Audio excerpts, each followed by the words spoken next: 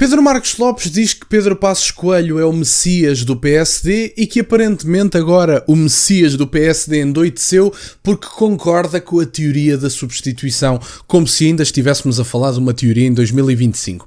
Vamos ver esta intervenção de Pedro Marcos Lopes e faremos uns comentários.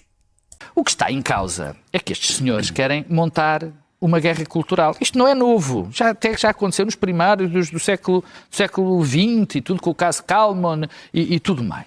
Agora não o vou explicar porque não tenho tempo. Quer dizer, esta é o cerne de todo o populismo que está aqui em causa na lei da burca. Porque o que se pretende é criar uma guerra cultural e falar de temas que são difíceis de uma forma completamente simplificada. É sim ou não. Quando as nuances são muitas... Bem, se esse problema existisse, calma. As nuances são muitas, há muitos direitos conflituantes... E até há uma consequência, que é, por exemplo, quando proíbes a burca em algum sítio, pode acontecer as mulheres ficarem fechadas em casa... Nada disto é branco e preto. Mas o truque dos populistas, que é cavar trincheiras entre as comunidades, de maneira que tudo fique sim e não, para nós não conseguirmos falar sobre os temas... Eu não sei se eu ouvi bem o que acabei de dizer, mas antes de comentarmos o que Pedro Marcos Lopes disse, Daniel Oliveira basicamente disse: quando proíbes a burca, estás a impedir uma mulher de sair de casa. Há pessoas que fizeram este argumento, não sei se foi o que Daniel Oliveira quis dizer, mas então não vamos utilizar Daniel Oliveira. Mas eu já vi no Expresso pessoas a dizer nos comentários que proibindo-se a burca, o marido ia impedir a mulher de sair de casa. Meus amigos, está na hora de fazer queixas na polícia? Eu não sei se vocês estão a par, mas isso não é algo permitido legalmente em Portugal. Ou seja, o marido não deixar a mulher sair de casa porque ela não utiliza uma burca, visto que legalmente está impedida de o fazer. Está na hora, meus amigos, de vocês começarem a fazer queixas se tiverem noção de uma situação dessas. É porque neste momento está a sugerir-se que se pode manter uma mulher refém em casa, visto que ela está impedida legalmente de utilizar uma burca. Quer dizer, meus amigos, então queixas na polícia. Não é andarmos aqui com meios termos. Isto é uma paródia. Quer dizer, dizer-se que, visto que vamos impedir a burca publicamente, vai acontecer o crime de se manter uma mulher refém em casa... Então está na hora de fazer queixas na polícia e de atuar legalmente contra essas pessoas. Esse é o primeiro ponto. Depois, Pedro Marcos Lopes dizer que é a direita que quer construir uma guerra cultural. A guerra cultural já existia, nós só começámos a lutar. A guerra cultural já existe há imenso tempo. Desde logo vocês inserirem, académicos militantes na faculdade para tornar populares determinadas terminologias que vocês querem utilizar no espaço público. Desde logo a utilização da palavra género. Quem parte para a discussão utilizando a palavra género já parte em desvantagem, porque está a atuar num campo definido por regras de esquerda. Não há cá géneros, géneros é de música. Há sexos. Temos o sexo feminino e o sexo masculino. Não gostam da palavra sexo, meus amigos? Enfim, falem outra língua, inglês ou alguma coisa do género. Porque o que é facto é que género é para música. É o género de jazz, é o género de rock, não define características biológicas humanas, que são as únicas que interessam. Tudo o resto são teorias abstratas vindas da escola de Frankfurt, exportadas para os Estados Unidos e que agora são uma evidência cada vez maior na Europa. E, portanto, estas coisas do wokeismo são abstrações da realidade definidas por académicos militantes que fazem disto vida. E, portanto, a guerra cultural já existia. Nós só decidimos foi começar a lutá-la. É essa a diferença. Nós não a criámos, estamos a jogar as regras do jogo neste momento. É a única diferença. É exatamente este. Isto é um truque velho como o mundo. E é o truque do populismo. O que me impressiona nisto, e esta é a parte que me interessa mais focar, o que me impressiona nisto, é um partido como o PSD, a Iniciativa Liberal, pronto, já entregou os pontos, transformou-se num partido populista, com trolls como líderes parlamentares e que não faz ideia sequer do que é um partido liberal. A mim choca-me o PSD. Choca-me porque o Partido Social Democrata embarque em populismos que não o ajudam nada, pelo contrário. O não o ajudar é indiferente. Isso podemos bem.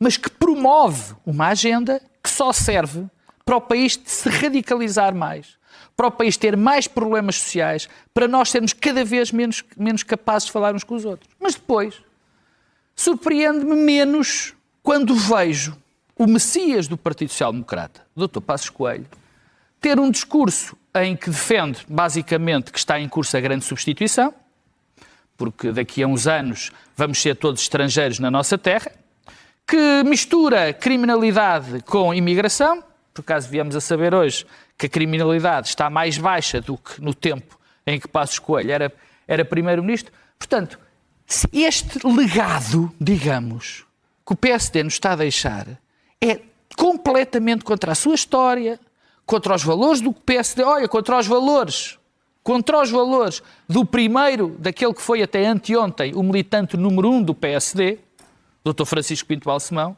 que obviamente o PSD não está a defender. Mas com este grande Messias que tem este discurso da grande substituição, o que é que nós podemos esperar? A teoria da grande substituição tem mais detalhes do que evidências estatísticas de que há um povo e depois há outro povo que entra massivamente, ou outros povos que entram massivamente e que se tornam maioritários numa determinada terra. Isso é uma evidência tão grande que não precisa de explicação nenhuma. Quer dizer, em Portugal ainda não está tão evidente como determinadas cidades do Reino Unido, como determinadas zonas da Suécia, ou como a Suécia como um todo. Mas o que é facto é que a imigração quadruplicou em 7 anos. Isto é um facto. Já foi confirmado várias vezes, mesmo com as dúvidas do Presidente da República. A taxa de natalidade em Portugal anda em torno de 1.4, 1.5 filhos por mulher.